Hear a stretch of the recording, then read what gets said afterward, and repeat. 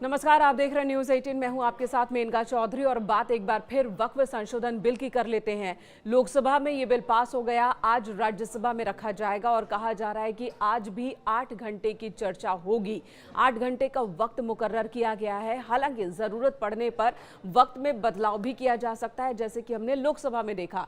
लोकसभा में 8 घंटे ही चर्चा होनी थी, लेकिन हुई कितनी देर? 12 घंटे। 12 घंटे तक पक्ष और विपक्ष के बीच में तीखी बहस हुई वक्फ संशोधन बिल को लेकर और उसके बाद वोटिंग हुई। और जैसे उम्मीद थी कि लोकसभा में बिल पास हो जाएगा, क्योंकि नंबर गेम के मामले में इस बिल के समर्थन में संख्या बल ज्यादा है। 288 वोट पड़े इसके पक्ष में, जबकि 232 वोट पड़े बिल के विरोध में। अब राज्यसभा में क्या होगा? राज्यसभा में कहा जा रहा है कि अगर हम बाहरी तौर पर देखें तो नंबर गेम में यहां पर भी बिल के समर्थन में सांसदों की संख्या ज्यादा है, लेकिन यह भी कहा जा रहा है कि हो सकता है कि राज्यसभा से पास कराना इतना आसान नहीं होगा।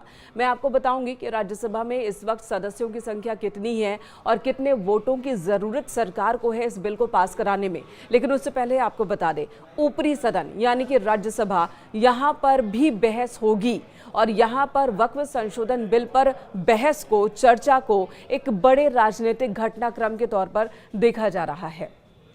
वक्फ संशोधन बिल पर लोकसभा में 12 घंटे तक चर्चा हुई और इन 12 घंटों में सत्ता पक्ष हो या विपक्ष हो, सबने पुरजोर तरीके से अपनी बात रखी है। कांग्रेस ने कहा कि सरकार की नजर वक्फ की जमीनों पर है, सरकार वक्फ की जमीनों को छीनना चाहती है, मस्जिदों को हटा देना चाहती है, अल्पसंख्यकों को परेशान करना चाहती है। तो वहीं सरकार का कहना है कि दरअसल वक्फ बोर्ड में पारदर्शिता लाने के लिए हम ये बिल लेकर आ रहे हैं ताकि जवाबदेही तय हो सके।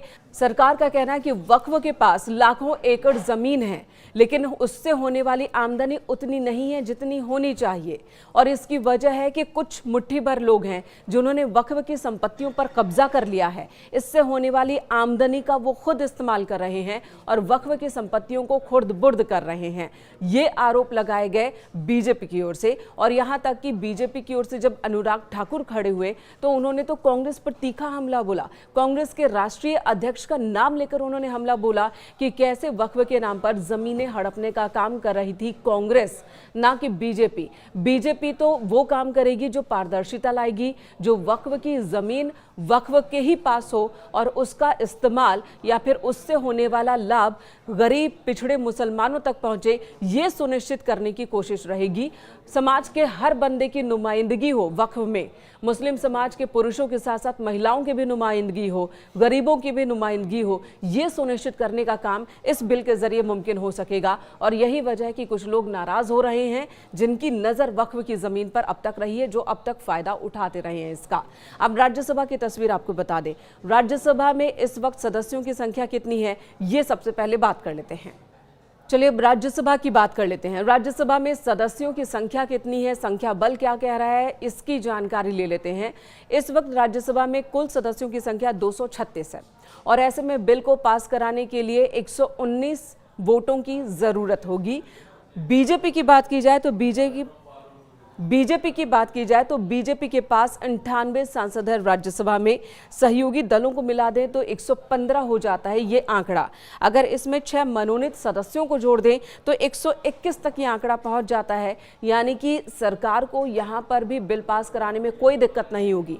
बहुमत का जो आंकड़ा है 119 का, उससे 2 सदस्य ज्यादा हैं, 2 वोट ज्यादा हैं इस बिल के फेवर में। अब बात कर लेते हैं इसके विरोध करने वाले सदस्यों की संख्या की।